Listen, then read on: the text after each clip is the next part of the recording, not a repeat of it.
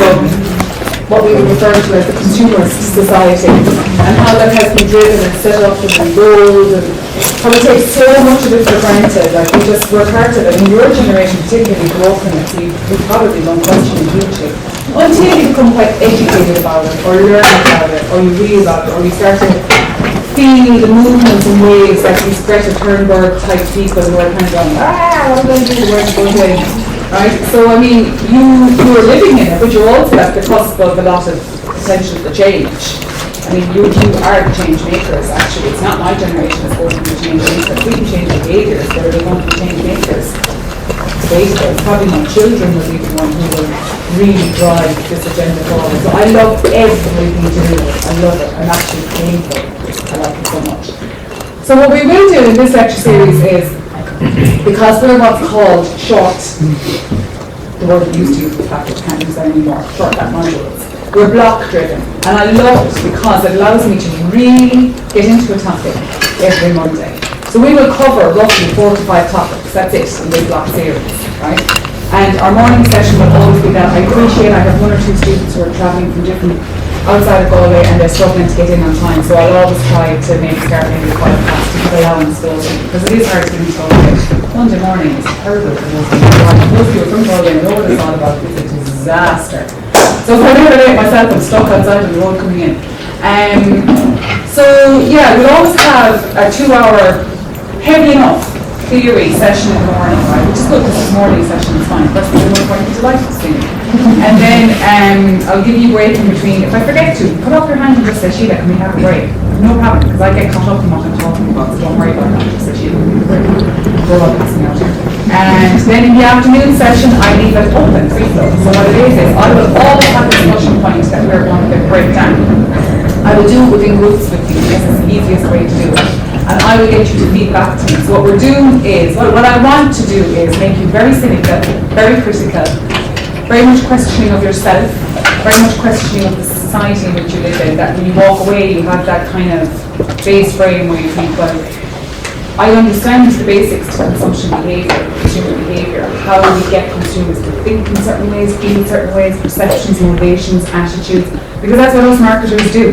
That's what we do. We force channels of ways of thinking. You mightn't see it that way. You might think, oh, that's how you whatever. But it's not. That's what we do. That's what marketers do.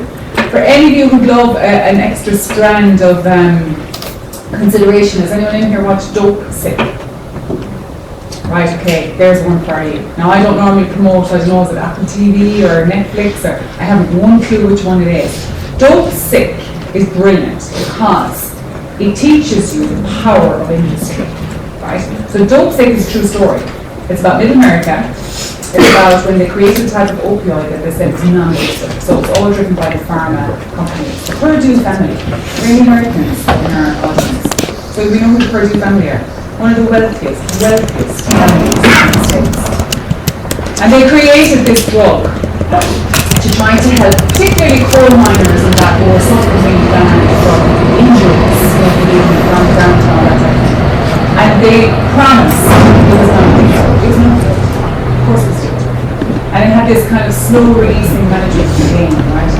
But the theory behind how they pushed into the market convinced educated, learned people in the medical industry to push this drug, basically become pushers of heroin. And it's all true, 100% true. And they targeted, there's so many parts of marketing you can pull out of that series. I think there's like maybe 8 in it or something like that, 8 episodes. There's so many parts of it. They targeted a very kind of working class, middle America, very sure, or very, sorry, looking for the sureties of like the credence person, the doctor and whoever else, right?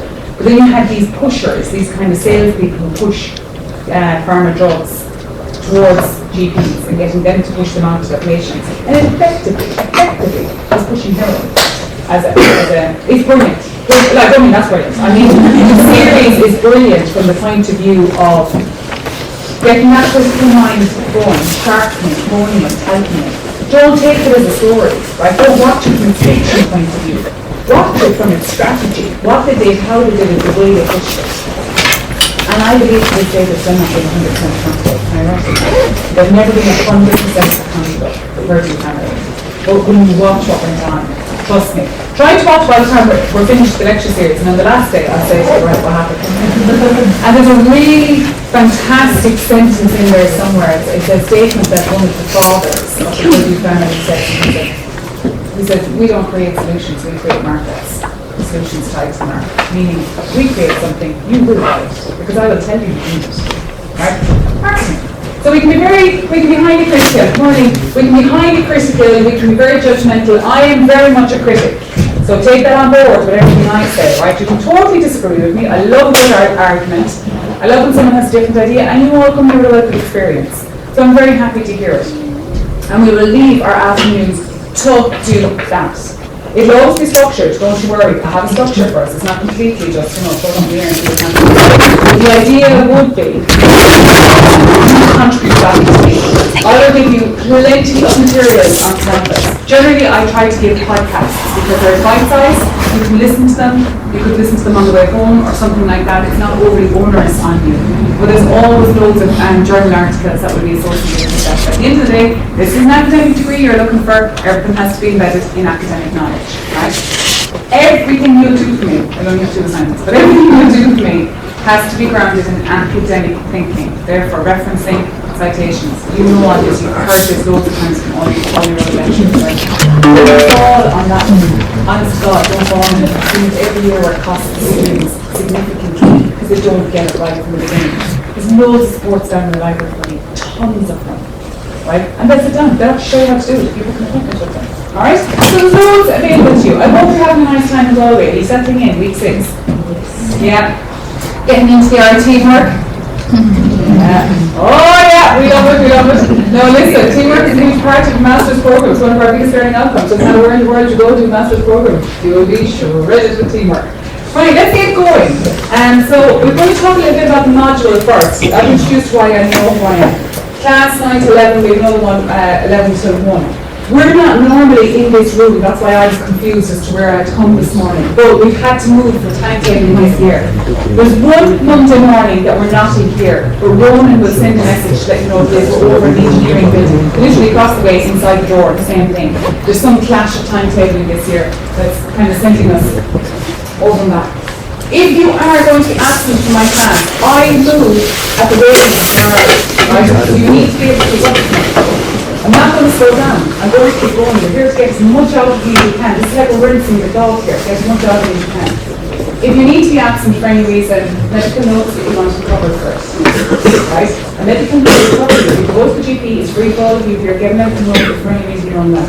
If you're unwell and you can't come to class, you have classmates who will help you take notes. I use my slides, but listen, my slides are only to remind myself to keep on track. Not everything I will say and do will be on my slides. It's not possible. And you're a master's student. We expect you to go above and beyond that, right? So a lot of extra reading on your own time to build up your own knowledge base. But that's for your own credit as well, right? I mean, you're here to get the best out of it that you can. Mobile phones off.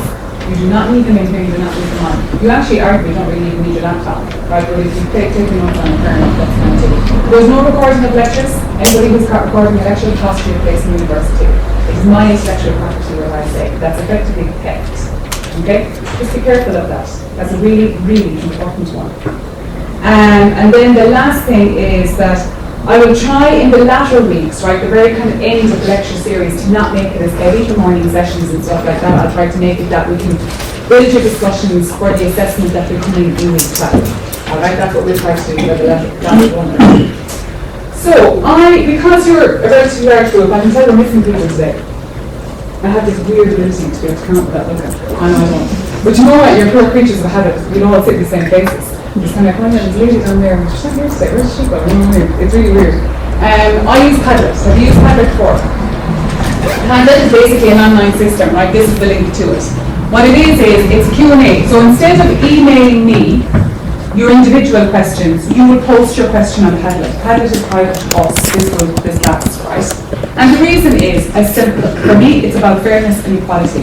If I answer one student a question on something, every one of you know the answer to that question. It's all about transparency. So somebody can't say, well, Sheila told me this and someone else says Sheila told me that. I will not answer email individual questions unless they're of a personal nature. And it's to be fair to everyone. And listen, 9 times out of 10, when one person asks me a question, somebody else is thinking the same thing, they just haven't got to the point of asking. So always refer to Padlet if you're unsure of something. Say like, okay, what do you think was that? Maybe someone else has already asked it on the Padlet. There's the answer to it, she's already offered the answer to it. So it's like a repository of our Q&As if there's something you want to ask me, right? I will answer Padlet on a daily basis. Now, emails I won't, they just back up on me, unfortunately. And I kind of ignore them and do that thing of, if it wasn't in, wasn't on, watching that. I got emails for about 3 weeks ago and still haven't answered them. If I didn't think they were highly important, because we're busy, right? We're all busy. So this is a really good way of collectively communicating, right? Whereby, and it's anonymous. Well, actually, it is anonymous when you post your question, but if I needed to track who posted that question, I can. Padlet allows for that. But that's not of any relevance because you all understand the ideas of respect and what you put up online and blah, blah, blah, right? So that's what we're going to do. We're going to use Padlet as our communication tool for any questions you have that are related to the module. Obviously, it's something about these are highly personal nature that will come to me. All right? So, working in teams, non-negotiable, you've heard this all the time. It is one of the major learning outcomes for a master's program. And actually, it's a good thing. One of the things, I remember, it's a long time ago since I did my master's and I did mine in the UK. So, I've only moved back to Ireland in the last 3 years. I've been in the UK for the last 20 years, right? And I worked at Lancaster University for the last 10 years. The Merchant Estate in Lancaster remained pretty amazing. It was a pretty amazing experience, a very tough environment, very difficult, kind of very competitive environment. And one of the things that we used to have every year was these kind of open forum things with the master students, and the question was always like, what could we do better to help you? Most people would say, could we just not have as much teamwork? And like, well, unfortunately, that's one of the learning outcomes. So we are obliged as an institution to ensure that those skills are mastered and all that type of thing. The thing with teamwork is, you will inevitably have very strong people, very weak people. People who completely get it from the get-go and people who take a little bit while or a little bit longer to digest it. Perfectly normal, it's how it works. Never underestimate the right person in your team. Never underestimate them. Absolutely never. I'll give you an example of it. So, many years ago, I did my master's in the UK, so when I first moved there was to do my master's, and I did nothing. And I remember one of the teamwork that I had in our group was falling apart, to say the least. And I was so stressed by it because I was like, oh. And there was always one particular girl in our group, and she was so quiet, she used to say nothing. It used to drive me insane because I was panicked and stressed and, come on, move this along, move this along, move this along. She is now watching the dinner. It was all in here. We're not all extroverts. Just because somebody isn't speaking doesn't mean there's a show up in here. But when it came to sharpness of ideas, she actually created an app. She was Taiwanese, created an app. And the app was all about how you manage people's living, day-to-day living. And in today's word, it is. She's made a fortune. She's multi-millionaire. There you go. So just so you know, don't underestimate people in your team. And for another reason, never underestimate people in your team. This is very strategic. You never know the day that they could be on an interview panel and jerk for a job. Or, on another side of things, you never know the day that you collaborate. Post-university, you leave here. You never know the day your paths cross. And a business opportunity or an idea comes. You're here. This is a networking opportunity for you. The people that you will make, the friendships in your master's, that you will have them for life. I have them from that. It happens with my doctorate as well. Hugely important. So balance up, don't worry about it, but always respect other people. Always respect them. Never expect them. So, what are we all about this module? My snapshot was pretty accurate, what I said to you earlier. Consumption defines society. In that all of what we do, all of what we buy, consume, we're driven by a little bit of a kind of a mechanism, a wheel to continuously consume, right? We find it difficult not to. So if you think even just getting here this morning, all of the things that you did to get here this morning, you were consuming from the moment you woke until, and you probably still are here now, so we have coffees and teas, and we have our laptops, and we have our branded hoodies, and we have our branded glasses and everything. You are a walking billboard. Right? We all are. I'm not saying you as any one of you. We all are walking billboards with brands that we like, the brands that we love. They're on the front of our t-shirts. I mean, what better advertising could you get than someone walking down the road wearing your brand? You're like, yeah, happy days. Let's just save me maybe 20,000 and have to create another advert. We're all the time freely giving our information to organisations. We do it all the time. Facebook, Instagram, TikTok. Snapchat, all of them. We're all the time contributing to that, constantly offering information for free. We don't even charge. That's how mad we are, right? And they gather it all and scrape it and gather and scrape and gather and scrape and gather and scrape. They know so much about you, you don't even know yourself. That is reality. Your digital footprint is huge. Every trace of your digital footprint is imprinted. It's measured, it's caught, it's captured. So, you know, we live in a world where it's very hard to be anonymous. We live in a world where it's very hard to delete anything that relates to you because there's always a history of it somewhere. Now, I mean, social media is just like a vehicle for information, isn't it? From an organisation point of view. From a customer point of view, they don't know whoever they consume it. It's about communication, it's about linking in with people, it's about having that kind of, you know, social interactions and keeping in contact with people, keeping in touch with them, looking for photos. But then we also know it's the most fakest thing on the planet. Nobody ever puts up their bad day picture unless they're looking for some sort of, you know, maybe sympathy or maybe they want to be really honest about a struggle they're going through. I kind of quite appreciate it, but in one token I do, and then another I'm like, I don't need to know your problems, I've looked for my own. So there's two ways of looking at it. But think about it. Think about the sheer volume of comments, posts, even when you just do like on Facebook or Instagram and everything, it's all traceable. There's a mad world up there, a cloud or whatever you want to call it, that has everything being made. Every single one. There's a bundle of information you can't find. So when you think about it, we consume all the time. Actually, probably before most of you even stepped your foot out of your bed, assuming you're expecting that, you probably checked your WhatsApp or your Snapchat or your Instagram or whatever your favourite, whatever your go-to. Maybe BBC News, RTE News, your home news, whatever news. Straight away you went, you're on, you're alive, you've touched the day. Get your foot out of the bed, right? So it's everywhere, shapes society. You know, it's just a world of madness. So as it says here, society does not consist of individuals, but expresses the sum of interrelations, the relations within which these individuals stand, Karl Marx, right? So we are so integrated. We're human beings that are socially driven. We want connections with others. We strive for it. We're hungry for it. We want to feel a sense of affiliation, belonging. All absolutely normal. We will look at this over the weeks. Take something basic like Maslow's hierarchy of needs. You've come across that at some point in your life. Base need is obviously survival, as in food, water, whatever. Second need is to belong. Safety, have a family, have connections, whatever that is, whatever your comfort blanket is in life. There's some sort of social relation involved in that. And that's because we are just basic human beings, we're social beings. So that's understandable, and it's there and it exists. And that is the core basis of this module, actually. If you want to be very strict-marked about it, this is what it's about. It's about understanding what consumption means in this society, but also what society means for consumption practices, because one doesn't go without the other. Which one leads one, you could argue all day long. So we're going to look at consumer culture, which is a very big theory, which understands the influences between culture and society. And we have a lot of kind of development in that area because of what we call highly mediated markets, which is what we live in now, right? We're going to look at all different kind of circles of consumption. We're going to look at things like, you know, influences around technology. We're going to look at different contemporary theories around consumption. And most important of all, I want you to leave here the most critical people on the planet about yourself, self-reflexivity. Right? Start thinking about how much am I influenced by what's put in front of me? How much of my decisions are actually agentic. I'm making myself. Now you could argue with me, or there be plenty of you in here who will, but say, I make my own decisions. I'm not influenced by the market. We are all influenced by the market. The market is the information that we consume that allows us to think in a way, or fulfills our ideas of what we thought something was. We're always looking for self-confirmation. That encourages us to consume. And that's just capitalism. That's the capitalist wheel.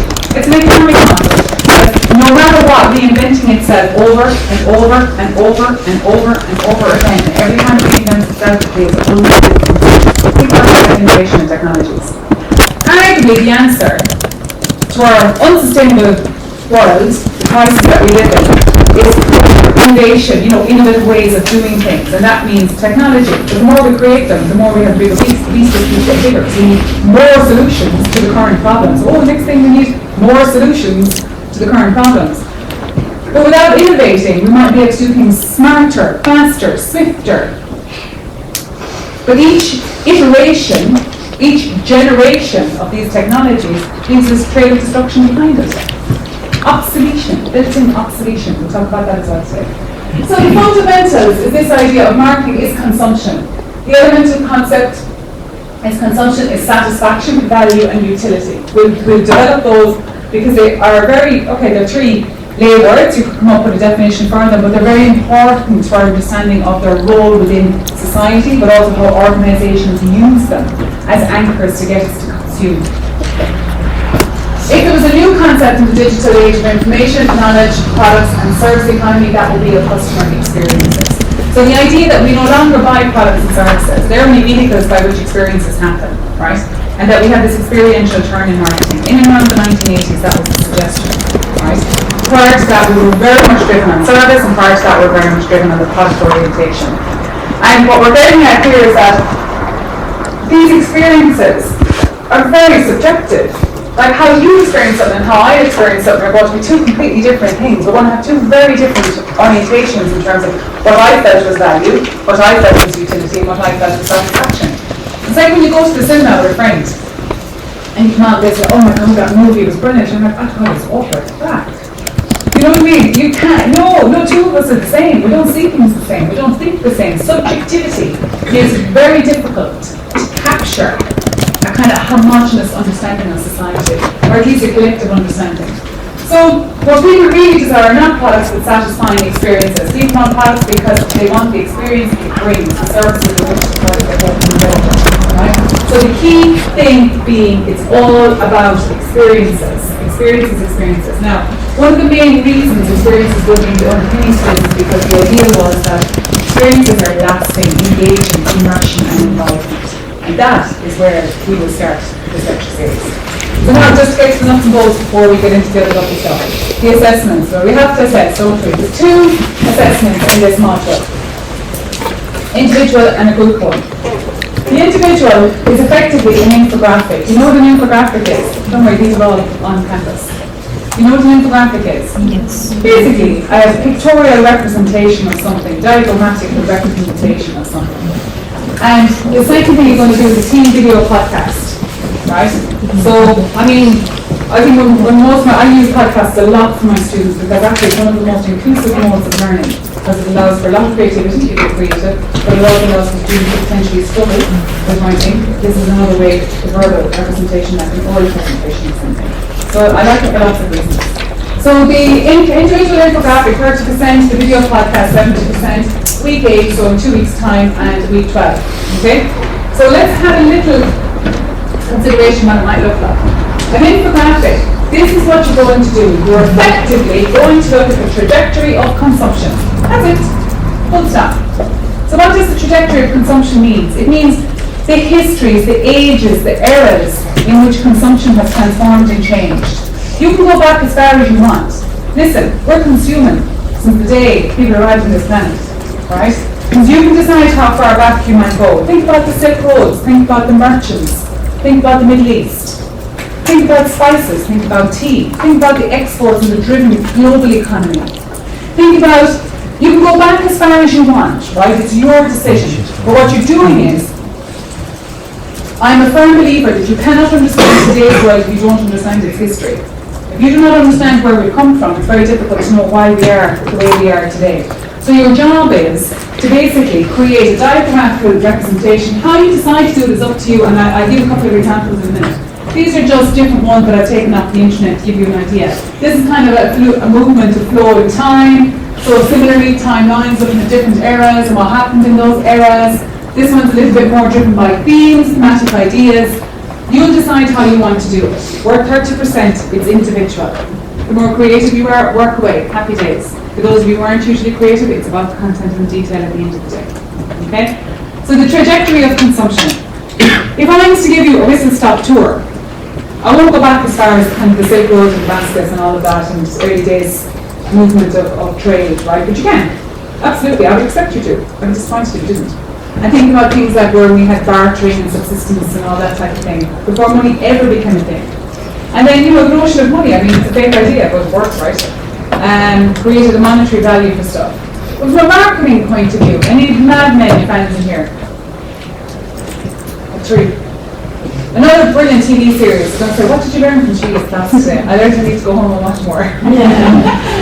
Mad Men was, okay, it's fictional, but what it does is it shows you the way when advertising happened in the 1960s. So, let's take war. War is always a really good way, it's a very good way of looking at change in society. Because post-war, markets open up, right?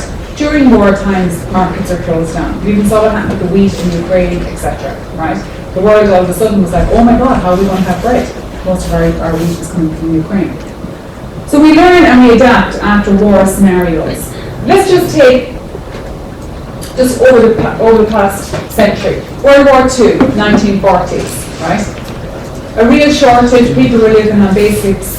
We had limitations to what we could have when it came to milk and bread and eggs and all of that kind of stuff, so that people just effectively didn't die, right? It had to be rationed. And then when the war finished, we had this kind of opening in the world, whereby it was kind of like, oh my God, choice came about. So it was like, we don't have to have just one type of milk and one type of bread. Next thing, there became choice. And Schwartz referred to that as hyper-choice when the markets opened. So instead of having one choice of bread, you had 3 choices of bread. Now think about the level of choice of bread we have when we go to a supermarket. It's nuts. Half and half, slim bread, fortified bread with vitamin D, like just brown bread, white bread, it's just bread, loads of bread, right? Milk, the same thing, half and half, some of this, some of that, some of 60-40. I don't even know what half things mean, I just buy the milk, right?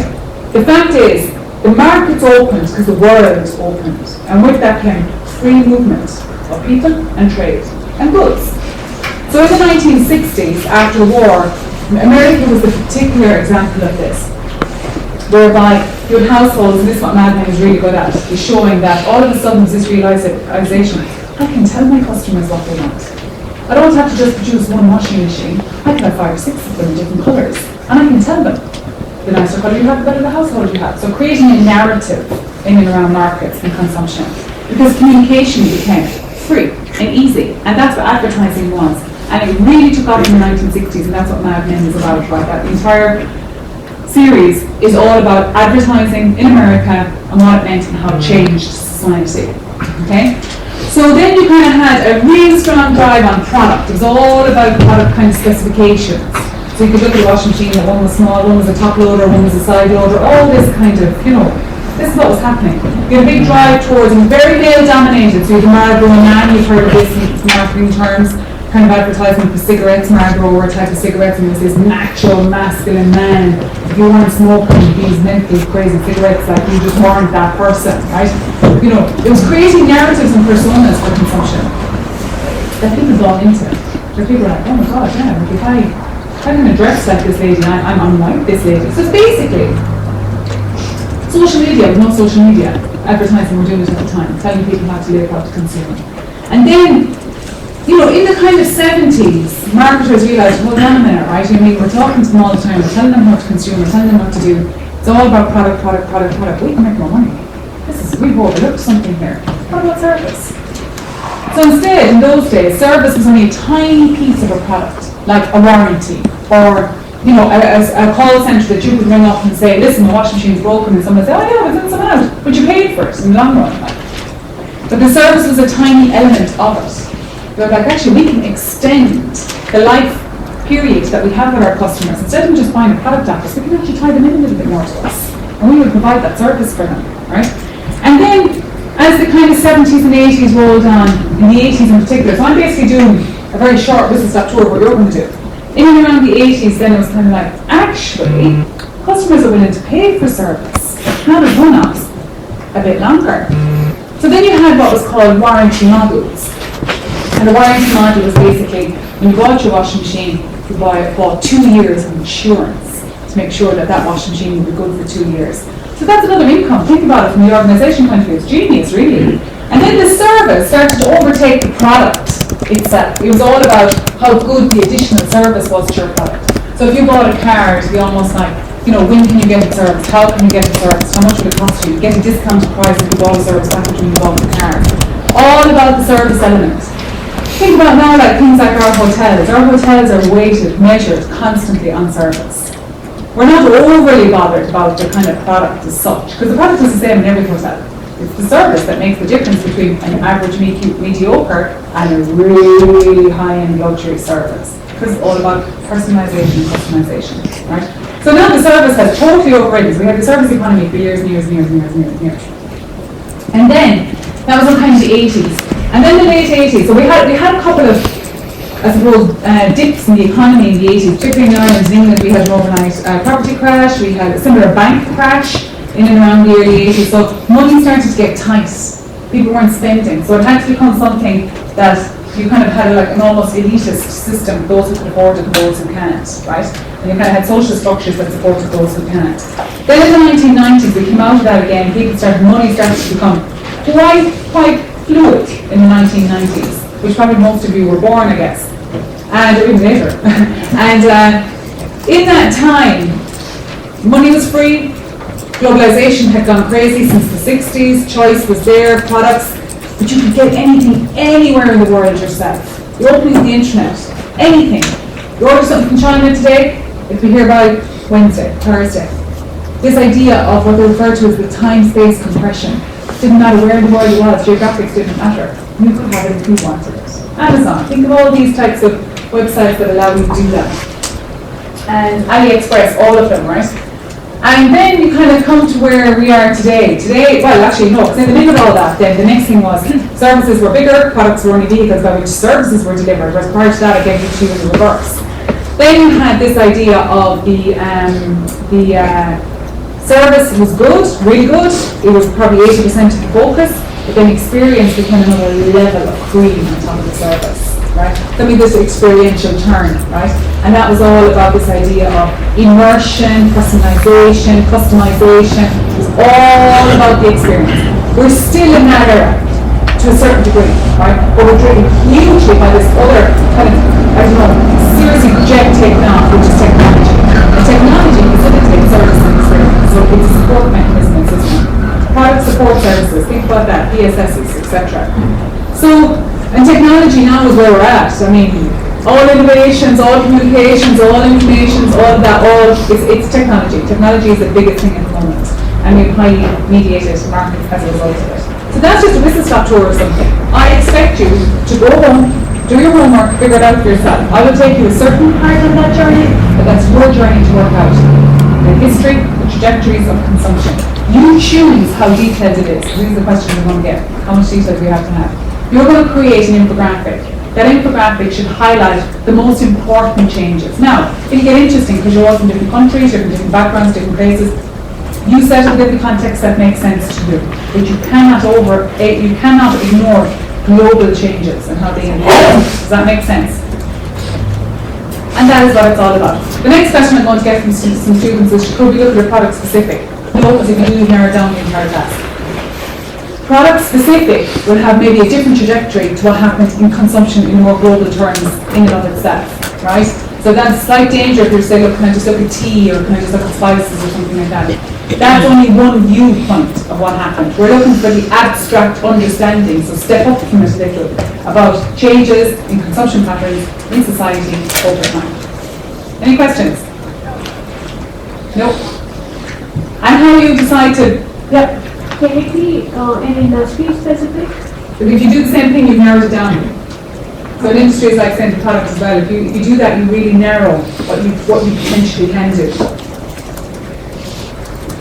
Could you, I don't know, because I guess I study like art history and art, like, so could you like cover like a topic like, say, Andy Warhol and how it like every like part of previous meeting was like. But to me, like surrealism and all that.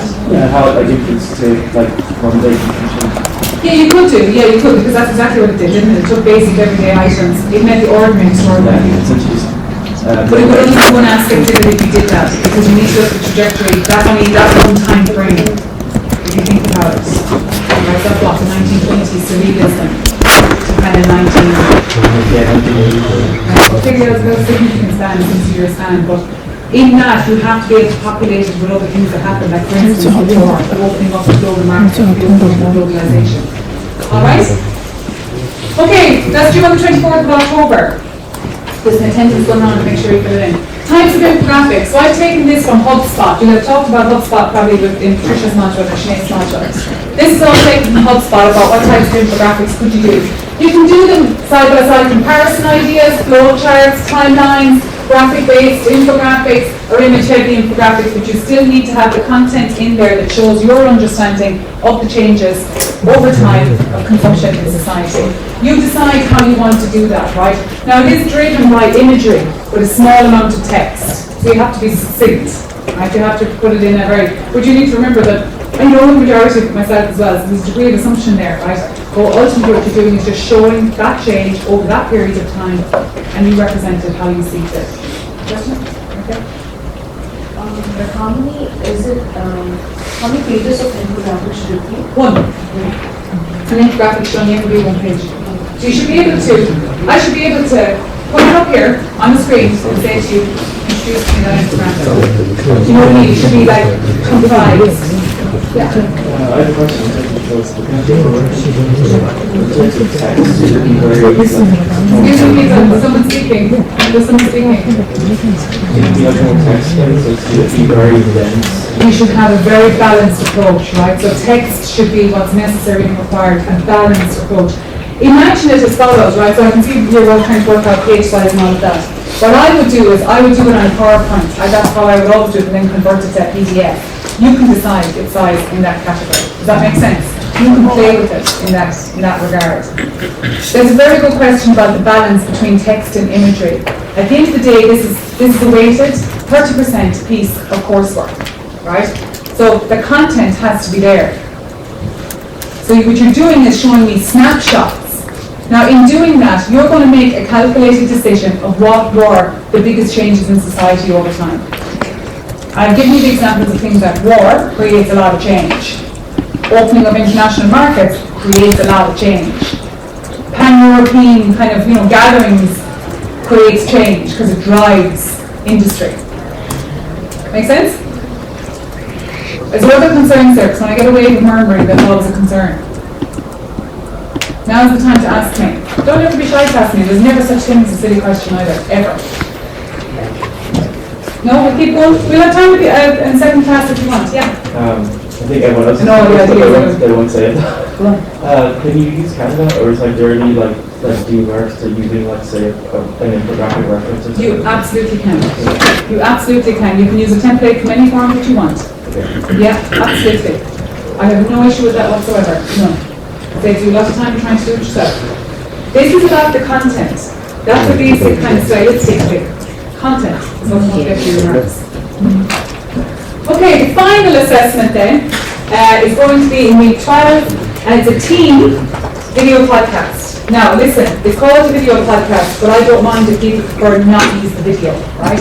You all listen to podcasts, you know what they are. They're a conversation with a purpose that's directed on a particular topic in any given time, right? And in this, I will be assigning you to teams. You'll be assigned for the first semester week to assign me to teams. Second semester you get to choose your own teams, okay? And I will do that this evening. There will be 6 people in the team, right? The idea behind it is as follows. It's a 6-minute podcast, last week of term. Critically discuss post-COVID consumer taking into account the society we are now living in, reflect on the history of consumption where we are today and its future. This is all on Canvas. So in that, what you're going to do is, in a group of 6, you're going to split it up into certain areas and ideas. We're going to cover different topics over the weeks. You're going to look at how COVID has influenced the ways in which we live now today, right? So it's influenced us in loads of ways. One of the biggest ways it has influenced us is people's perception of time, right? So COVID almost paused time in some regards because we weren't living the lives that we were living before. And people had a bit more free time at home. But all of a sudden, your free time became very precious because we were dictated to that we could only go within 5 kilometres. I don't know in your respective countries what it was. In Ireland, it started with 2 kilometres. In the UK, it was 5 kilometres because they needed to stop the movement of people. Online e-commerce went crazy because people still wanted to consume. But with it came a huge issue. What was one of the biggest issues with online e-commerce? Waste. Unsustainable production, right? So, for instance, as an example, if you ordered a box load of clothes from Zara, right, and they arrived at your home, now listen, you know, you're obviously trying them on at home or whatever, they didn't suit, you didn't like them, did you fold them back lovely, did you set them all back in the box, did you mind them, put them back in the box, brought it back to the post office and sent it back. 80% of returns from COVID at Zara went to landfill. Well, they don't get out like that. But it's questionable. So returns, can you imagine the waste that's related to that? That was mental, crazy. Because we had this desire to continue to consume, it just was all online. But instead of being a bit more maybe considerate of it, which we would do when we go into a store because we pick something up and we'll talk about perceptions later, right? Pick it up, you feel it, you think, oh yeah, it's quite nice, I quite like that material, I like it, I buy it, whatever. Instead you're just ordering off something you saw online, you arrive home and then you're like, no, or it didn't fit or the cut wasn't nice or whatever, so you sent it all back. So we were very kind of flippant and very quick to purchase, but equally as quick to send it back because it didn't suit us. Discuss it and develop it. Perception, sensory experiences, all of this stuff we will cover, right? So you don't worry about it just yet. And then the output is you're going to kind of say where we are today and what is the future. So thinking about what that might mean. So we won't worry about that. The teams I have to assign for you, so that's actually a mistake. And for those, anyone that has any issues with the teams, we can talk about it as and when you go, right? If there are problems, you can come to me, that's no problem. But I would always expect the team to try to solve it themselves first, okay? So how to create a podcast? Listen, podcasts are simple. You do it all the time. How many of you do voice messages on WhatsApp to each other? Yeah, I mean, well, I don't text anymore, it's all voice messages. We're in the world, we've got quite used to recording ourselves and doing things maybe the way that we do them, or maybe we don't. So what we're going to do is, you can do things like set up a Microsoft Teams meeting, record it. You can record it on your phone, no problem. Some of you might even have the little recording docs, which is like a tiny little mic, and that records what's going on. It's got a little, you can put a little memory card into it. There's loads of ways of doing it, creating a Zoom account, recording it through Zoom. But the easiest way is to do it on your phone. It's simple, you all have recorders on your phone. In order to do this assignment well, you have to have done your background homework. You have to have divvied up your ideas amongst the 6 of you. Each of you has a narrative. Each of you has a script. You will submit that script to me. And you will talk about how you're going to create contrasting ideas, right? To have a conversation that flows with purpose. And that purpose is going to be doing the following: discussing the question I gave you previously, okay? And you will take parts and aspects of this module to support that, to make that the frame on which you're going to have and build and develop that conversation. 6 minutes max. There's roughly a minute each, right? Max. I would encourage you to use your 6 minutes. Anything less than 6 minutes, you're doing yourself a bit of a disjustice actually, because you kind of cut yourself off from the potential of what you could have done, all right? And the next question you want to get is, does everybody have to present in the team? I would say yes, it's good practice for everybody, but you may make a decision in your team to have somebody who hosts the podcast, because maybe they're not as confident in the speaking or the developing or delivery, but they're very good at helping with the script. You can make that decision within your team, but I would expect the majority of the team to contribute into the actual podcast. A podcast always has a thread or a vein or a theme, right? Always. And I will make podcasts available to you on Canvas. And ultimately you're doing the same thing. You're taking a perspective of something, on something, whichever way, and you're going to develop ideas around it that are academically supported. So for instance, let's just say you were talking about perceptions of value in consumption of society today. You might say, but according to the works of Brian Rue and Lush, who are the big writers in that area, they suggest that value is as follows. And then somebody else in the podcast will say, well, I read work from Malone et al., and they maybe counterbalance that by saying something slightly different. That is how you're going to develop the narrative. So you will develop a script within your team, and then you will record it. So it's no different to creating maybe a group-style essay with quite a critical tone to it. It's just scripted for each individual. Make sense? And it should be fun. Podcasts can be quite fun actually, instead of just doing a base essay or a presentation. And it's pre-recorded, so you can fix it and mend it and change it and edit it. And some people will want to do intros and outros and all that kind of stuff. Knock yourself out, no problem. And actually there is, I think there is, in the library, I have to double check this, but there used to be kind of like a small recording studio. I don't know if they're still there. So go down to the library, there is, so go down to the library and have a chat and ask them, say, look, we need to record a podcast, like what might be available to me. But remember, at the end of the day, you can do it on your phone. That is equally as effective as any other. Yeah. You have a presentation? Yeah, I was going to ask you a few questions. Oh yeah, work away. No, it's good, because somebody has to ask them. Okay, with the rise of technology and AI, Yeah. is there a possibility if you're like, I don't know, if all the recordings are terrible, that you could just use like an AI algorithm to like recreate your voice and just use that for that not very reliable? Does that have to be No, absolutely not, because listen, that's not your own content and work, right? Oh, no, but I mean, it's like you use the AI voice. Oh, it's a voiceover? Yeah. Oh, I mean, yeah, well, if you really wanted to, you could, but I don't mind hearing people's voices. I don't know. No, I wouldn't mind that, that wouldn't, you want a voiceover, you want a Also, voiceover. visual imagery doesn't have to be like a podcast, or it could just be like visual imagery. But listen, your audience has to be engaged, to think about where the level of engagement is coming from. You have to be able Because to, I guess even like, I don't know if you ever want to repeat your latest podcast, but you just have like animated characters, could it just be something like that? yeah, you could take a spin on it if you wanted to. If you wanted to take a creative edge and say, look, maybe. Oh no, it's just the quality of production might be terrible, so I'm like, oh, fix that, and then it'll improve. Yeah. That's kind of more stylistic question, Yeah. to be fair. That's a decision you make within your group. That's stylistic. The content is what I want. That's what I'm looking for. That's what I want to grade you on. That's where the base idea has to come back from. Yeah.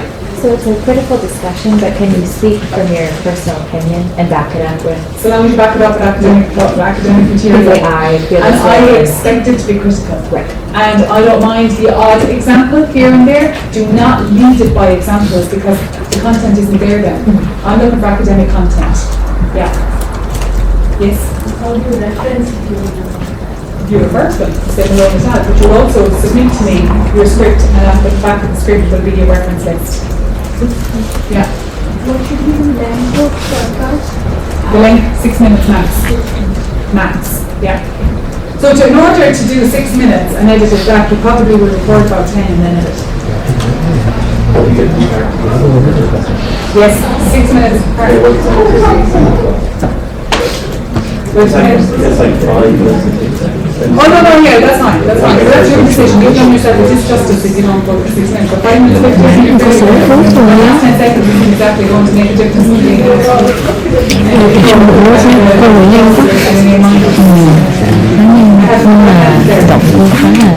yeah? Did I feel creativity? We can ask more questions later if you want, there is no problem whatsoever. You will provide a reference list of all the sources referenced in your podcast, if there's a Word document or as a PPT, and so that there is a clear idea for me to know what can be used from an academic point of view. You will also rely on a certain degree of industry knowledge or stats or figures, make sure the reputable sites when you do. How's it graded? 70% is purely for academic content alone. Right, so that's your bulk. We have 20% for the presentation and participation throughout, and then examples 10%. So be careful, if it's 10% for examples, you need to make sure that you don't lead with examples, that you only just use them to support your idea. Okay? So any questions for anything related to that?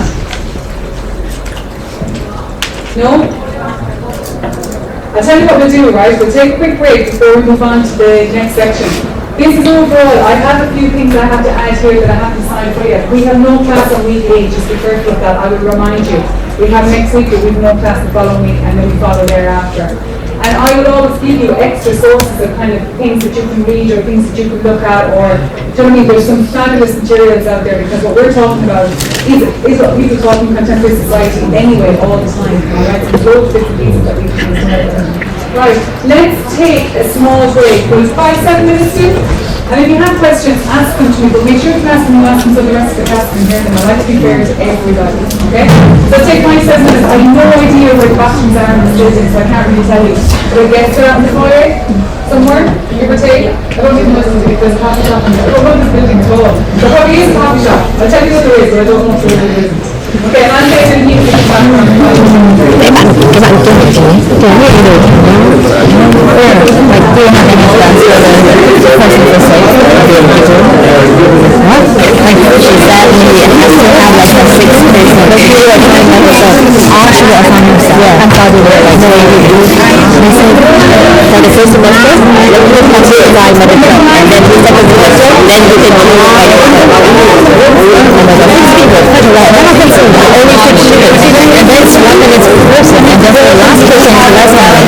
So she said it doesn't have to be everyone to be in the content but the majority should be in the content before people who then what about the rest of the class like the girls something like that.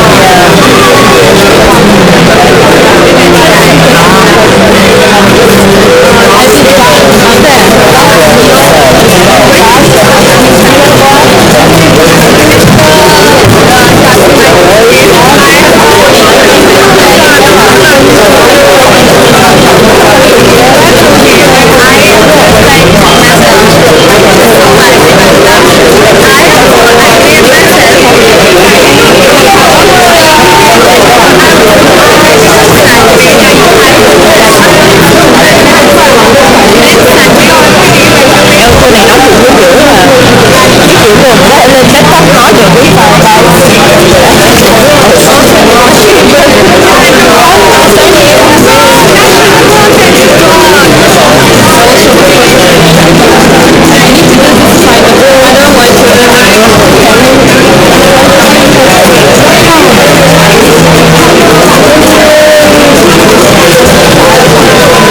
Bây giờ lo cho người làm nhóm podcast. Tôi nói là không?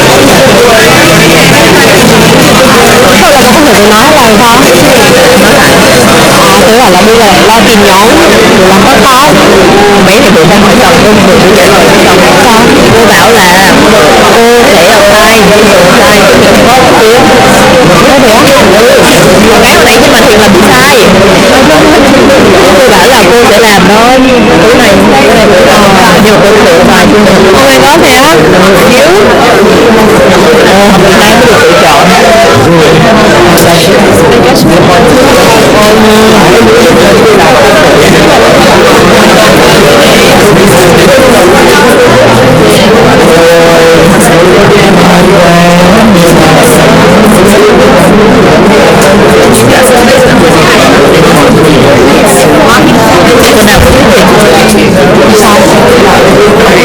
Khi mọi thứ đã Việt Nam bắt đầu căng thẳng nhưng mà còn này nhiều deadline hơn đâu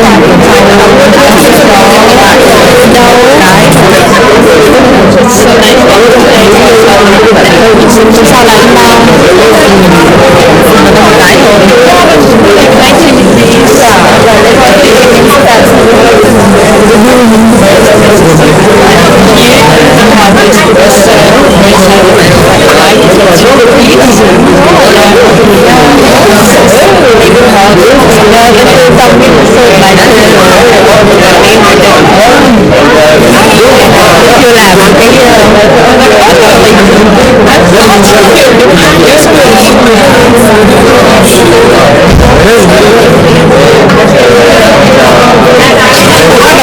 chưa làm cái sâu sâu để làm bài test bài đi đọc nhầm hơn các hồi năm này cái là kiểu mình đọc sâu để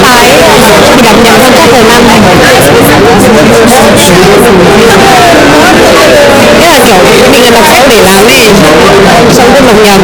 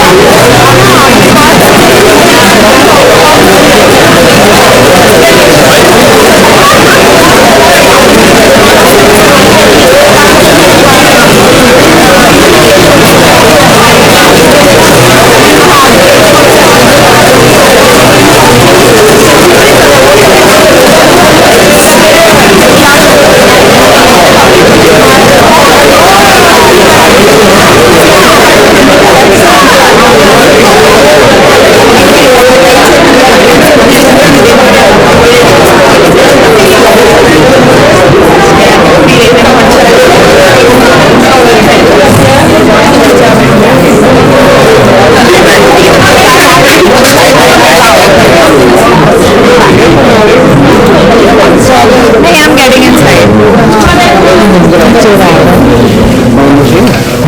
So is everybody signed in? I know it's coming to the direction, but is everybody still signed in? Yeah, we're all happy. Okay, so, all right, let's get going.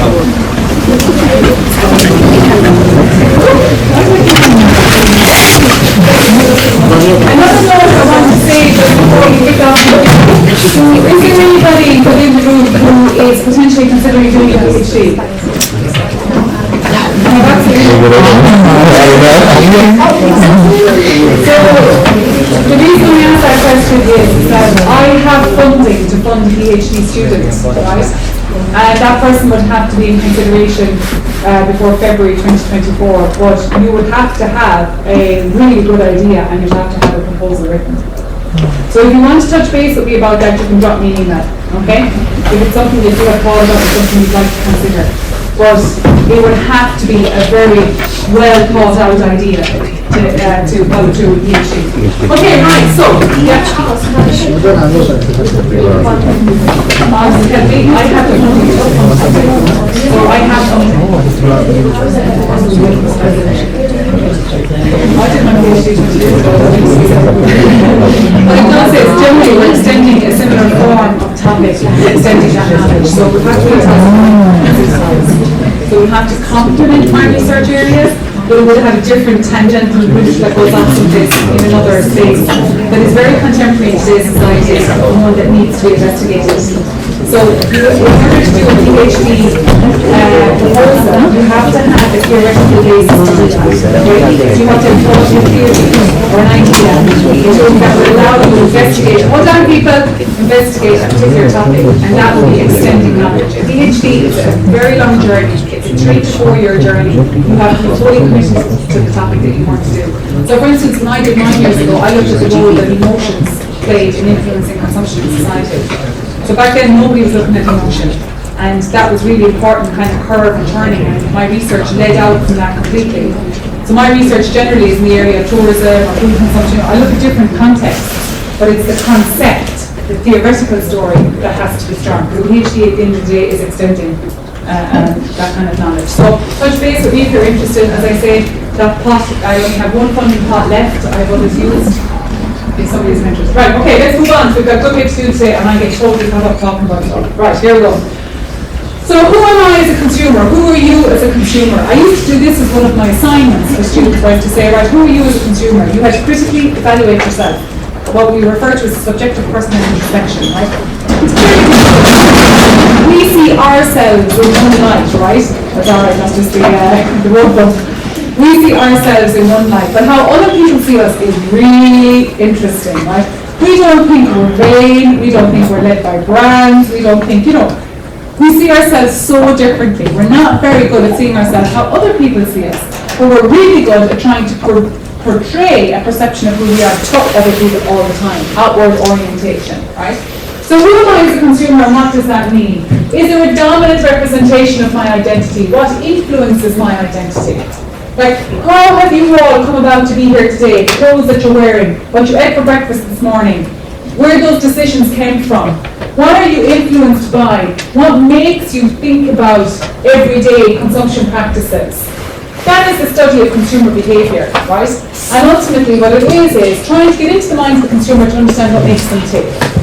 Now, if you were to think about it and say to yourself, if marketers really wanted to know me, if they really wanted to convince me of stuff, what are those key nuggets of information that would actually, first of all, pique your interest, and second of all, convince you? What influences you? Now listen, there's a whole host of things, and we'll talk about them over the weeks. It's not just one thing. We're very influenced by others, though. That is a big part of it. We are social animals. We like to feel that sense of belonging. And we have peer pressure, and we also have pressure from our families, we have pressures from our culture, our societies. There's lots of information coming at us from lots of angles. How we digest that and how we portray it outwardly then is quite interesting because we do our own twist on it. We're not exactly dupes or by any stretch. We have a degree of agency. We do make decisions for ourselves and what that might look like. The definition of consumption, there's so many different writers in this area, right? Loads and loads and loads and loads. And ultimately, one of the kind of more famous ones was a guy called Eric Arnault. And Eric would suggest that he's very much a consumer culture theorist, so he believes strongly in the role of identity in society. so that we consume to conform to our identities and to allow us create representations, messages or narratives of that identity to others. So what you're saying is that ultimately, individuals and groups acquire, use and dispose of products, goods, services and ideas, right? And the last one, experiences. So as time moved on, as I told you, in the base understanding of consumption, experiences is where we're at. People are all about experiences. But ideas is equally important because we consume knowledge all the time. That's what social media, it's basically a platform for information exchange, isn't it? We're reading things all the time. Every time we walk out, there's always information somewhere around us. It just exists. It's there all the time. So what he was suggesting was that, we are ultimately consuming both from an individual and a collective point of view all day long in different contrasts, different points of view, different perspectives. And if you think about it from the everyday, what got you, as I said to you earlier on today, what got you up out of bed to the point that you're sitting here today and it's only 10 o'clock this morning, every decision you made had a degree of marketplace loadedness to it, right? In that there is a brand or there is a kind of a product element to it or a service element to it. So things down to your breakfast cereal. Some of you in here will know people who will only eat specific types of brands of breakfast cereal because I think anything else is inferior. Right, so I have someone in my house that will only eat Kellogg's. And then my other child couldn't care less. And it could be Dunnes Stores, or it could be Tesco, or it could be own brand, or it could be any other. And I've often done the test with my older child to see, does she actually know the cornflakes aren't Kellogg's? So Kellogg's would be the main brand kind of this side of Europe. So sometimes I would buy Dunnes' own brand and put them into the Kellogg's box and put them in front of her. Now that's the problem of having a mother who's a researcher. You see, what did she do? She bloody knows. And I'm like, oh dear, where are we going with this? She wants me an expensive job. But she knows, because she'll say to me, Mommy, the cornflakes aren't as crunchy. And I'm like, oh, really? I don't think the cornflakes, I don't know. So she's, she would have that, she has that kind of, maybe it's a nuanced taste. I don't know what it is, it's cornflakes, it's hardly nuanced, but anyway. So there's things of which we're very tied to. Irish people are very tied to the brand of tea that they drink, very. So you have some households that will only drink Barry's tea, and you have other households who will only drink Lyme's tea.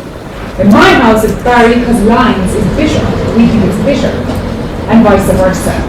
So all of you have things that you are very specific about and very brand loyal about what that means, right? It might be the trainers that you're wearing, you won't wear anything less than. Or it might be, and there's some stuff we're very, very tied to emotionally, and others that we couldn't care less about. Some that we're willing to really pay that extra amount of money for because we believe in here it's superior. Is it really? Debatable. We believe that it is. And you can say years of experience have taught me that it is. Very interesting. The whole study of consumption and consumer behaviour is hugely fascinating because every one of us are consumers. Every single one of us are walking consumption machines. Every one of us, down to the baby. So we talk about consumption from the cradle to the grave, and it's just that. So the marketplace is huge, and we make decisions every couple of minutes, maybe every couple of, definitely 3 times an hour about specific things in which we want to consume. So things like what transport, what fragrance, what clothes, what books, what coffee, where we're going to eat tonight, all of that type of stuff. Constant decisions. Well, we have moved along from a large circle of understanding. So we didn't just arrive here.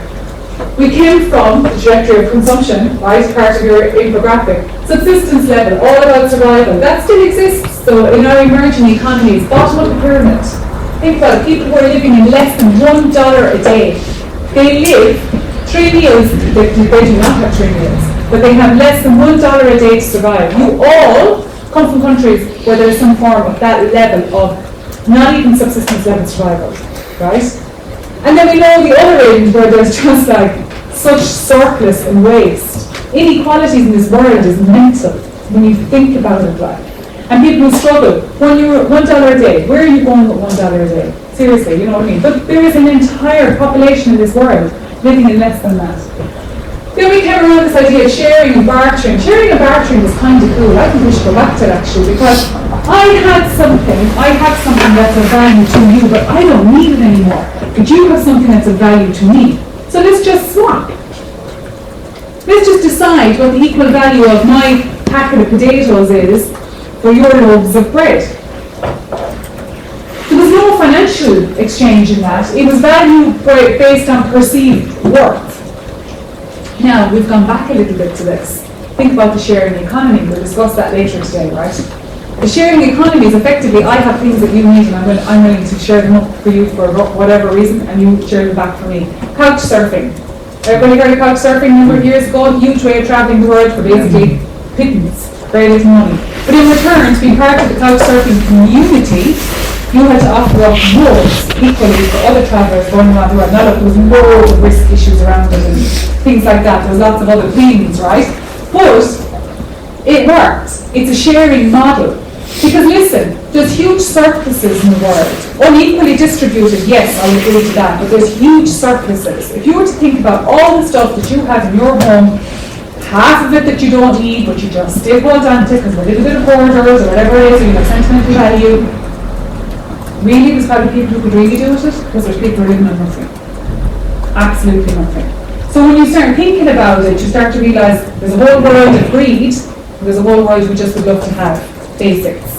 Okay? So bartering and sharing, I kind of like that one. And actually, when I lived in the UK, myself and my husband had an allotment before children. We used to just grow our own garden. But we both came from families that grew our own garden. And in that allotment, we had a really big apple tree on our plot. But it used to produce so many apples that half of them would just fall on the ground to be wasted anyway. So one year we decided we used to give as many of them as we did to all the other people in the allotment block, because it was like, these are just going, and they're eating apples, they weren't cooking apples, they're eating apples. So just as many, and we still had hundreds of them that would fall to the ground. So we rang a company who created their own cider, a small family company, and said to them, look, we have hundreds of apples that are going to fall off this tree, or the birds are just going to pick up one in a box and that's it. Do you want them? And they came and they said, we would absolutely love them. They said, no problem. Like, how much do we have to pay for them? We don't want anything for them. You come and you take them. We don't give us a bottle of cider for a happy day, but I don't really don't care. And that was it. But even the idea of it automatically assumes there needs to be a financial, giving one to the other. Whereas we were quite happy, it didn't just go into the ground and waste and be gone. Now, okay, with alcohol or probably better uses, but that was a business that's feeding another family, that has another economic return, that has people who's paying and employing, you're constantly contributing back into the cycle. And then we came around to this idea of the dollar, money, right? An exchange of money for something. So who decides what value something is? Who decides if a small, tiny little piece of, kind of metal yoke, maybe that size is worth $1 million? A rare coin. Why is it rare? Because everybody else should know it. Why is it valuable? Because somebody wants it. Because somebody who's crazy enough to have the money says, yeah, I want that, because nobody else has it. Demand and supply is a funny old word for those of you who come from an economic background. The less that we have, the more that people want, the greater the notion of price value. Value goes through the roof. People will pay more, because all of a sudden you create a bit of a whirlwind around it. Woo! There's only 5 things available, and everyone goes mad and goes, yeah, no, I'll pay an extra 10, no, I'll pay an extra, I'll get you out of you, because they want to be part of that selective group that has access to that item. When you think about financial basis for pricing for goods, it's really a funny world, because who decides? Now look, there's 4 costs to make something. Fixed costs and 3 variable costs, right? To make something. But then people coming out of margin, and that margin can be crazy stuff, like absolutely crazy stuff. And you think that who justifies that that's okay? Because somebody created a big buzz around that, and now everybody wants a piece of that cake. So think about it. Think about when we decide what the value of something is, where that comes from. Needs, wants, demands. Basics to marketing. Needs, create needs, create wants, create demands. Okay.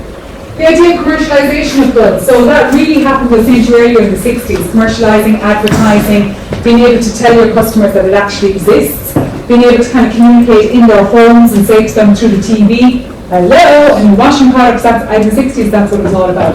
You were wealthy if you had your own laundry washing machine in your home instead of having to use a laundromat. It was very much the American dream, And you were considered like affluent if you could have your own top loader in your house, right? Nowadays, we actually have a return, don't we, where people are kind of like, yeah, actually, we're building smaller houses, perhaps in some respects, not in Ireland, but in some respects, building smaller houses, so we're taking a lot of that stuff out of the house and going back to laundromats, etc. Because it's like, well, I don't need it in my house. I prefer to buy a smaller house, live a little bit better, and just use a laundromat. It's absolutely fine. Some years ago, we were building a brand new block of apartments in New York City, and they were looking at the way people live, psychographics, the way people live their lifestyles, right? Understanding how we consume. And part of it was they made the decision that actually they could fit in probably another 30% worth of apartments if they removed what room in the house. What room do you think they could remove that would allow them to build an extra 30% in terms of the number of apartments they have? Well, no, not laundry room. These are apartments. There wouldn't really be a laundry room. But you're not far off, though. Sorry?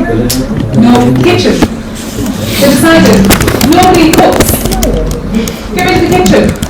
Deliveroo and all these other things. People live a world of Uber foods and no one wants a kitchen.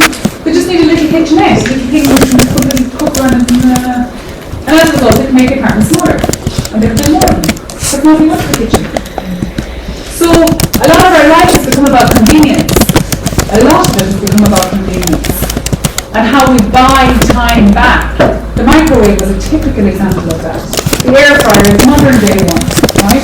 Not needing big ovens or any of that kind of stuff. You can work off it as a small unit and have to do just fine.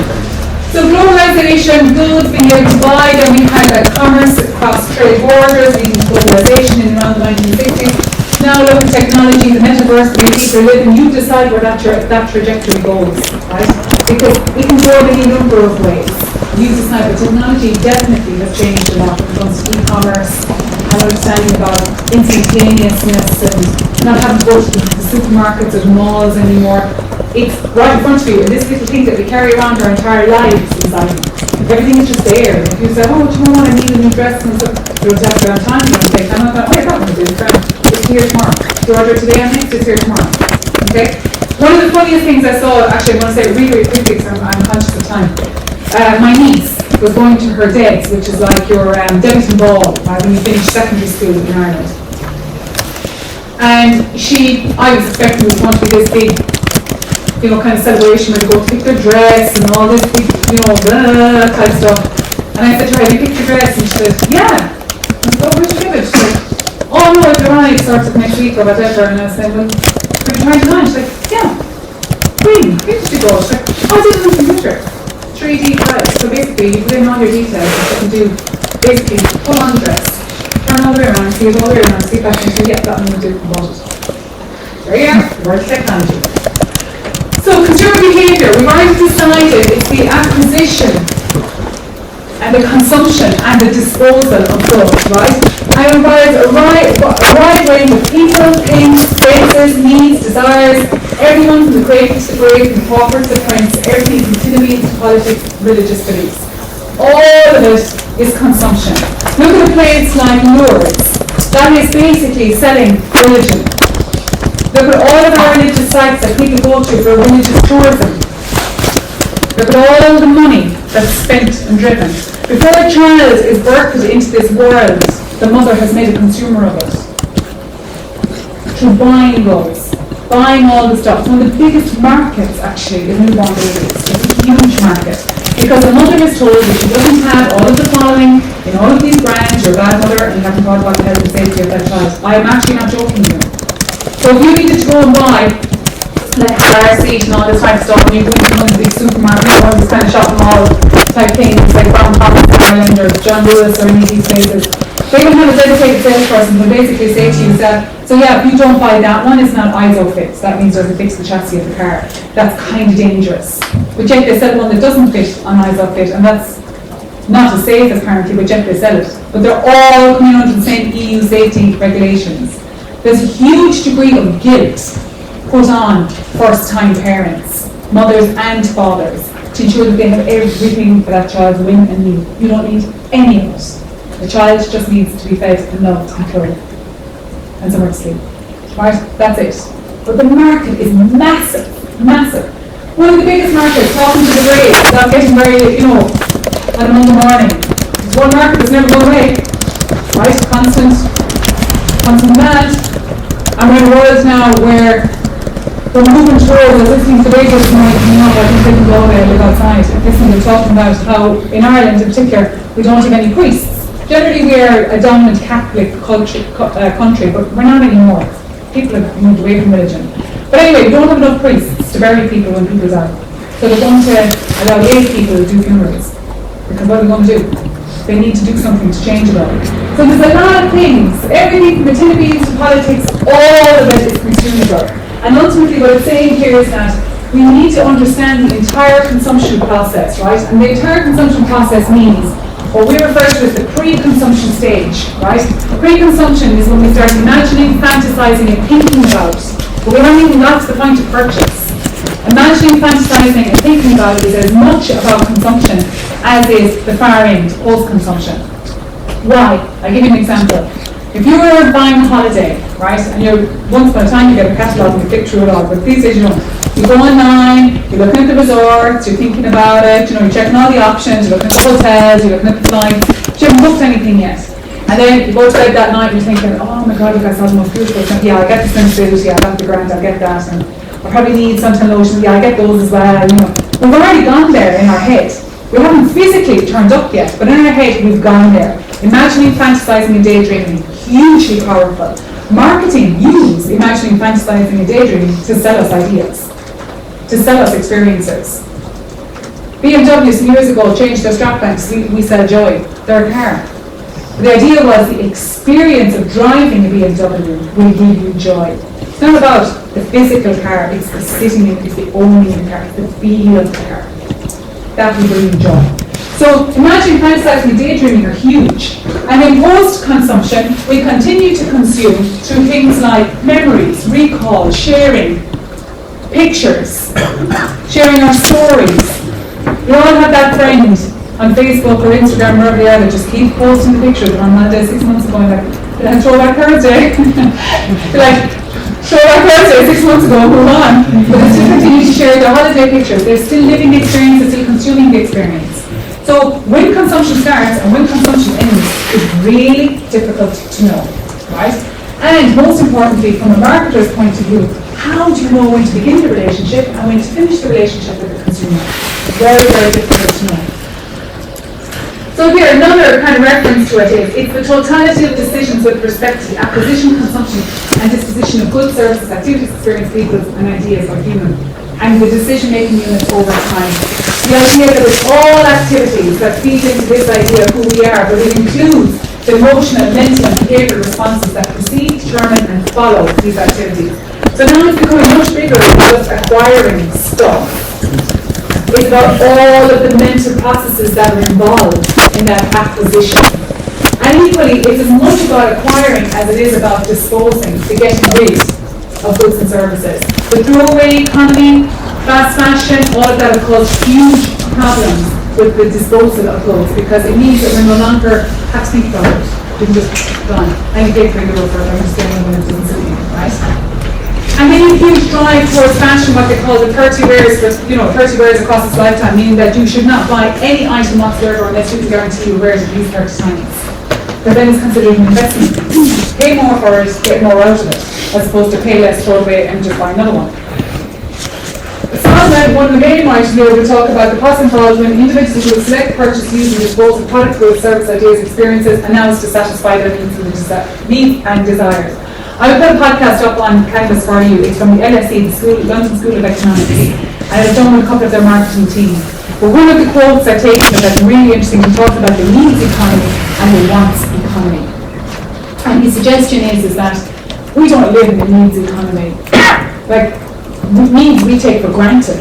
Food, drink, water, housing, clothes, whatever, we take it for granted. We can afford it, it's fine.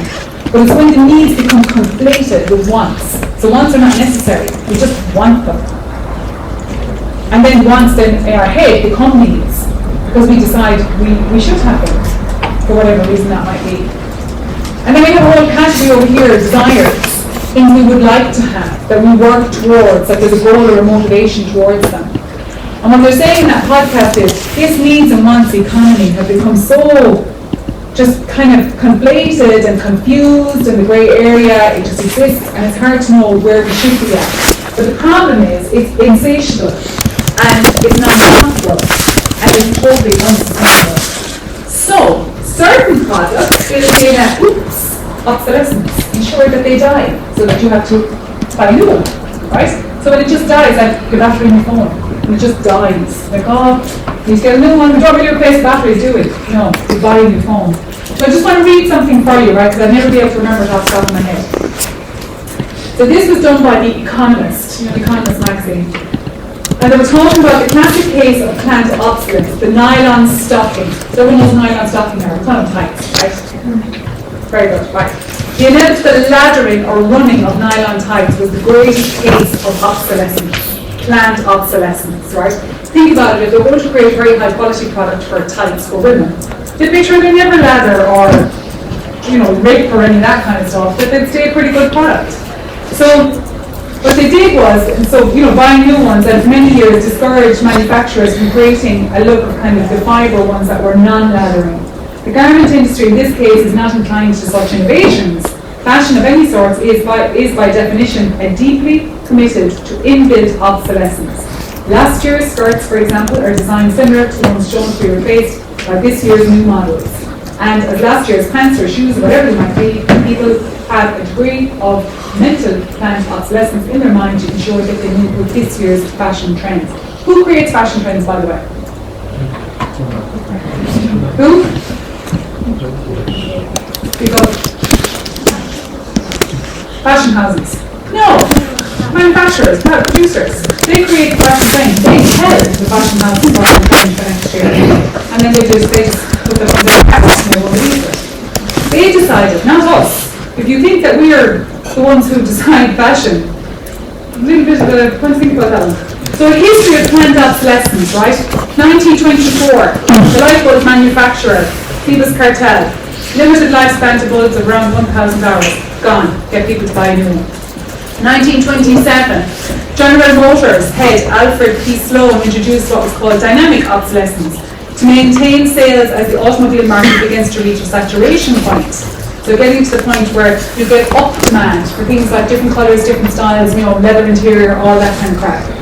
1929, Christine Frederick published The Selling Miss Consumer, basically about progressive obsolescence. And the idea was to get people's love of changing fashions to become a thing, a thrill, to want, to desire, to be considered fashionable, to have that degree of novelty, chic, moving on, all along trends. 1932, time for the ending of the Great Depression, so that might be interesting for you in terms of your demographic. The Great Depression, at that time it was all about certain manufactured goods were defined as legally dead and recalled, and new goods and products and fashion were brought into the industry, and that was related to early electronics, right, in that time. This keeps going on and on and on. 1954, when advertising really kicked off, as I said to Mad Men as a kind of reference to that, that was all about telling people a narrative in and around owning something a little newer, a little better, and a little sooner than is necessary to be ahead of the curve. Moving on, 1989, the New York Times coined the term fast fashion and the opening of the flagship Zara store in New York. So this idea of fast, move, get rid of, throw it out. 1996, IKEA launched its Chuck Out Your Chintz campaign, which was encouraging British women to dispose of their stodgy old furniture and embrace the freedom that came with new styles, new innovations that were had a Scandinavian flair to them. 2001, this just keeps going on and on and on and on. At the time it was about the iPad and the Apple products, 18 months, Moore's Law. The last 18 months they die, move on. Planned obsolescence, when you think about it, it's really, really bad, isn't it? But it's very clever from a marketing point of view. Very clever. Think about all the pens that we have in everything. How many of us refill them? We don't, we throw them away, get a new one. Because they're cheap, we can. But then think about big ticket items, like your phone, your computer, your laptops, all that stuff. Batteries die, go, do you replace them? Not really, we don't. So very, very good kind of critique on this is what's called the waste makers. And it was all around the idea of Vance Packer's work, and he was talking about functional obsolescence, which, it obviously just does not work anymore and has died, but also psychological obsolescence. And psychological obsolescence is far more powerful because in the mind of us we think, oh, I can't use that, that was last year's. Or I don't want something. I see it with children when they go back to school, they need a new school bag, a new pencil case and a new lunch bag every year. Or lunch box bag every year. And you're like, well actually you don't, the ones you had last year are absolutely fine. Try to tell a young person, anywhere from the age of about 8, even I would argue up to early 20s, that new isn't always better. It doesn't really fit well. It doesn't sit well because at that stage you're in liminal stages of life and you're finding who you are and your identity and all of that. So actually you're driven by consumption in lots of ways, but not always. And at the end of the day, products and services were designed to obsolete, designed to die, designed to just disappear off the market. And ultimately that was going to be like those consumption practices. So, what is it? So Victor Leto would suggest that our enormous productive economy demands that we make consumption our way of life, converting buying and use of goods into rituals. We seek spiritual satisfaction, ego satisfaction from. We need things consumed, burnt up, replaced, discarded at an ever-accelerating rate. That is quite scary, isn't it? As I said, I am very critical about things, so take a pinch of salt. But it is quite scary to think that we are in some form programmed to think that new is always better. And when you have to think the language of certain products that would say new and improved, you know, from a previous version of something, you think to yourself, well, like, what was wrong with the old version? What was so bad about it that you had to new? Well, first of all, it's not new, it was there already. But the fact that it's improved, what was so wrong? In some cases it's absolutely correct and it works, but in others it's kind of not so sure. So the idea of the propaganda in 1928, the conscious and intelligent manipulation of organised habits and opinions of the masses is an important element in democratic society. Those who manipulate this unseen mechanism ultimately they constitute an invisible government, which is true ruling the power of our country. So the fact is, what we're getting at here is that it is all inbuilt and wired in our minds to think and to believe and to view things in a particular way. And part of that is the drive for constant consumption. As it says here, they harness old social forces and can drive new ways of bind and guide the world. So creating social norms, social pressures to conform. It's really interesting when you see something like that in a younger population. We talk about teenagers, anything from the age of about 8 to 12, one of the biggest, most lucrative markets segments in society for consumption, because they're very driven by their social and material, they have huge spending power, generally down to family structures, maybe double income parents, maybe separated parents and compensatory consumption. There's loads of reasons as to why they're quite a lucrative target group. And their desire to fit in is quite important, but they also love personalisation. So they want to fit in by having Nike trainers, right?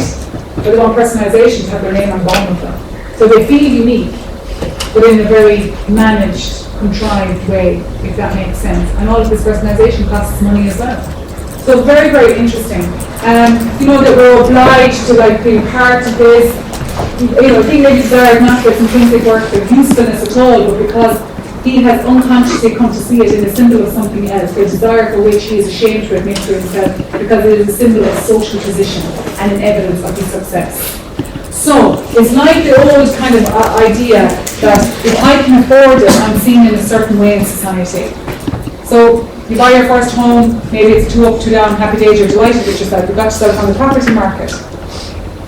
And then you realise, oh well actually there's a bit of a stigma tag to my postcode or my air code or wherever I live, and think, well, I'm going to socially move upwards a little bit, social integration, right? I'm earning a bit more money now, so I'm going to buy 3 beds, semi, with a bit of a back garden, quite nice, yeah, that's great. And then you meet a partner and you say, well, oh, okay, together we have this kind of, you know, combined income. We can do even better than this because we both work well. So, you know, I'm going to sell that house, you know, let the equity off of that one and go up to maybe a 4-bed detached house in a nice suburb area, and then children or something come along, so this actually isn't working, so let's go a bit further, buy a bigger house. We're always on the strive for more. Not everybody, I have to be careful about that, how I put it across, because we do have downsizers and simplifiers in other parts of society where people step back from completely. But there's a drive to want everything. and a sense of entitlement that we should have it. Now that's there. It's there. You can see it in our teenagers. You can see it in those younger children that there's no such thing as having to wait for anything. Christmas no longer has a lovely huge surprise from Santa Claus because they get what they ask for and more. Like we live in a world where we compensate too much, actually. And generally a lot of that compensation is maybe you've got two working parents who feel that the fact that they're not home when they should be, and that children spend more time in childcare with people that are strangers to them who they become like their parents. So there's a lot of reasons why this all happens. The rise of consumerism, right, so 1957 you had the Consumer Association Act, then legislation came in to try to protect consumers. Naomi Klein's No Logo is a really interesting read if any of you are kind of into this, or maybe you've read it already. And the unsafe speed, unsafe at any speed, again, very much about understanding where we're at, the pace at which we consume, where we're going to go. We have huge issues, like I say, the world is hugely unsustainable, where we're at for our consumption practices, what happens next. It is all, without question, underpinned by, to a large degree, the capitalist system. The capitalist system is one that promotes consumption, right? Never-ending growth from the very beginning. And the idea that there's just a constant thirst for this, there's a constant want, and that marketing and advertising creates the narratives around which promote that want. Now, look, we have subsets of society that kind of totally just go, no. Let's back from this. This is all just too much. And we'll talk about dark sides of consumption later in our lecture series, right? And what it means to society. But it is a momentum or a constant, as it says, unquenchable thirst for its own wonderful stuff. Continuous improvement. Always something more, always something better, exciting things going. Now we talk about what's called the hedonic treadmill. That would be Adam's work, one of the earliest economists, and he talks about the fact that if we're always wanting, striving, desiring, like when are we ever happy? Like when are we ever satisfied? His argument is we're never. That's why he calls it the hedonic treadmill. We're constantly seeking it, trying to get it. And we never really get there. And when we think that there's a point of self-actualization, which you kind of arrived and you're happy out, you have the house, you have the car, you have, then guess what? There's another carrot and stick a little further down the line, another degree of progression, another degree of societal change, another degree of growth. And it's constant. And that we all feed into it will be the kind of underlying basis on which we will see it. So what does it mean? It means that, it's very much a Western, Northern perspective, for sure. I mean, you cannot say the Global South has the same arrangements or the same understanding, but you still have a desire for consumption. You still have a want, needs, and that, they exist. The same way that, in order to be able to understand it, it's very much set in what will be an economically developed world. Not only because we live in a world full of things, but also because the most decisive step in the construction of consumer society is the role of consumption activities. What do these consumption activities mean? And that is what we're going to break down. Because if there's such an emphasis on consumption, we need to understand why. Why do people always want? Why are markets so powerful that we can be consumed by narratives that we ultimately believe are important to us?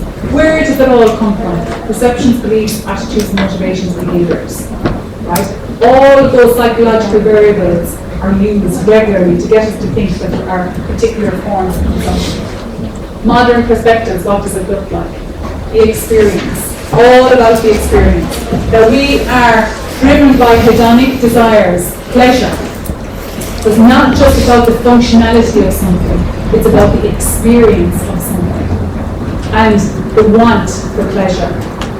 So we touched upon it in the first one today, we moved from kind of the product, the service, and then the service dominating to the experience of something. So now we experience brands. We don't own brands, we experience them. Because it's how it makes us feel. It's how it makes us think. Gives us confidence, attitude, higher degrees of perception of who we are, our identity, how we feed that identity to others around us, our peers, and in society at large.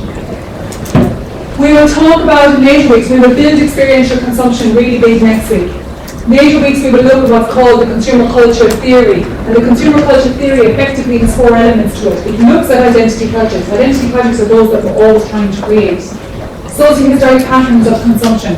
In order to know its importance, it has a history that has a social relevance, that creates a narrative of importance and meaning making.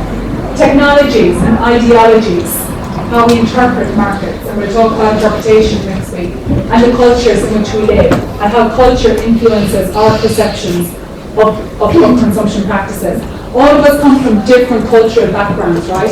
Those cultures influence the ways in which we think, our belief systems, our motivations, our attitudes. The way you were raised influences, your education journey to this point influences it. And all of it together, en masse, allows us to make decisions from different perspectives. No two of us are the same. Technology, huge role to play, for the good and for the bad. I do think that there's a good degree of kind of importance of innovations and helping us do things better, smarter, faster. But the problem is, the more innovations we have, there's always that, as I said, like, you know, that load of rubbish behind it. What do we do with that? If you have continuous improvements for what? And for whose purposes? And who needs it? Like, is the phone in and of itself? I know when I very first got a phone, it was a 3210 Nokia. I don't know if anyone else in here remembers what 3210 Nokia was. But it didn't do anything that this does. It was perfectly fine. I could text people, I could ring people. I never knew I needed to have my entire work life, my entire social life, my entire everything on this until I was given one. And then like, actually, now I can't do without it. So what do we do? It creates the need. You know, dynamically continuous innovations, things like changing behavioural patterns and the magnitude of change. Our digital camera, a really typical example of that, you know. And then the art of some things that are lost because of digital innovations. So it's no longer about, I suppose, the art and the craft of being able to be this amazing photographer. So a lot of it is simplified for us. A lot of it is made easier because of technological innovations. And then discontinuous ones, you know, disruptive effects that require establishment of new behavioural patterns. The self-drive car, I mean, that's, you know, Google. I don't know how I feel about that one, but I sit in the passenger seat and just know that a computer is driving this car and I'm perfectly fine with it, and it probably has a greater sense of perception than I have, because maybe I'm tired at times and I might miss if someone overtakes me, or I might see someone coming behind me, maybe, you know, because humans, we have lots of flaws. But technology, arguably, shouldn't really have it, unless you go to the ATM mixing and says, I'm bored, doesn't compute. You know, then we're in trouble, because think before that, people want money out of their bank book to do, they went in with a bank book. Yeah, bank books existed, and they wrote on it, and they stamped it, and you got your money, and you left, and you know, queued up, waiting in the first place. All that, technology has replaced humans in lots of respects. Not all, but in lots of respects it has, and that with it has brought its own challenges. Its impact on consumer behaviour, location-based services, so you know where you can just kind of have your zip cars or your go cars or whatever you want to call it. Now I do agree with that. I do think that's actually pretty cool because it saves people all having their own stuff. We can just rent things. We don't all have to own it. Pricing systems to help us understand the ways in which it works. Discounts that we can find on on different websites that allow us to maybe be savvier shoppers. And things like gratification, being able to download immediately. This idea of immediacy, no time frame, no lag. Everything can happen at any time of the day or night. If you want it, there's no problem. If you decide you want to go on a full shopping spree at 3 o'clock in the morning, happy days from the pleasure of sitting in your own sofa. You don't have to exist in that physical space anymore because technology has allowed that. And imagine, you know, it's not that long ago, it literally is not that long ago, when that wasn't the case. You had to wait for things. You had to wait until new trends, new fashions came into shops. You had to wait for everything. And if you want the latest magazine to know how to use your digital camera, you have to wait to follow me. Like, people don't wait for anything anymore. So the underpin to it, we started with this today, value. So we will talk about value in lots of respects. This regard is looking at it in 3 ways. Exchange value, what I pay for what I get, cost benefit analysis. Use value, its functionality, its utility. Sometimes use value, you will pay a lot more for it because it's not about the cost benefit analysis, it's what you get out of it. The benefit is outweighed by the cost that's paid. So if you have a use for something that's very intrinsic to your everyday, integral, to your everyday, you may be able to pay more for something than another. But the symbolic value is the one that has no end to its value. Because it's the meaning, the message, the narrative that you derive from something. And that has no real price as such. Symbolic meaning is probably where us as individuals are at our weakest. What does it mean? What does it represent? What does it say? Think about the symbolic value of brands. What does a Louis Vuitton or a Gucci or a Prada mean? What does a Volkswagen car versus a Skoda mean? Or going by the same company. What does a Ferrari versus a Fiat mean? Symbolic value and worth. We are willing to pay significantly for symbolic value. It's meaning process. And meaning is the basis under which consumer culture theory is built. They refer to it as the sign or the symbol. And the sheer weight and importance of that sign and symbol for consumption practices. Because it's that we ascribe to, its meaning. That's more important to us. And we will pay at any costs for that. That's what we're more interested in. There are certain products that we have that we're very functional about. Very functional, right? I mean, bread is bread to most people. But it's not if you're celiac. It's not if you're very sensitive to wheat. It's not if you think about it differently. Each one of us has a different kind of base, a compass by which we approach these products, services, experiences, and ideas. And that's where you throw the relative importance and different weighting attributes that feed into the sign and the symbol. So Jean-Paul Sartre says we are our choices. We'll pick this up later today. We are our choices. But I would beg to question, do we even have a choice in the first place? So that means we're not our choices. That means our choices are us. So go back to what I said to you. Purdue family. We don't create solutions, we create markets. We are our choices. Our people, we choose all the time. Or we influence what else put in front of us that we believe that's the right choice to make. Do we have the degree of agency and control that that would suggest? Do we have freedom in the marketplace? I'll give you a paper by Eliot, an excellent paper about freedom and choice in marketing. Where does the freedom lie? Who has the choices? Who makes them? Do we have agency as consumers? When I say agency, I mean full responsibility and control. Or are we controlled by the market that tells us this is what we should have? Think what I said about fashion. We don't decide what's fashion. The producers of fashion decide what's fashionable. Whether you buy into that or not is a personal decision. But for the majority that do, and are willing to pay for it every season, every change, every 6 weeks, I think. No, is it 3 week lead time for Zara? 6 weeks? Every 6 weeks they change their stock? Think about it. It's crazy. It's nuts. We are our choices. Keep thinking about it, and we'll talk about it later today. So we will discuss it in the next class. That's just to think about the individual infographic, and that's actually on 400%. That's it. Do I have any questions? No? I'm tired. Don't worry. So listen, we have 2 hours.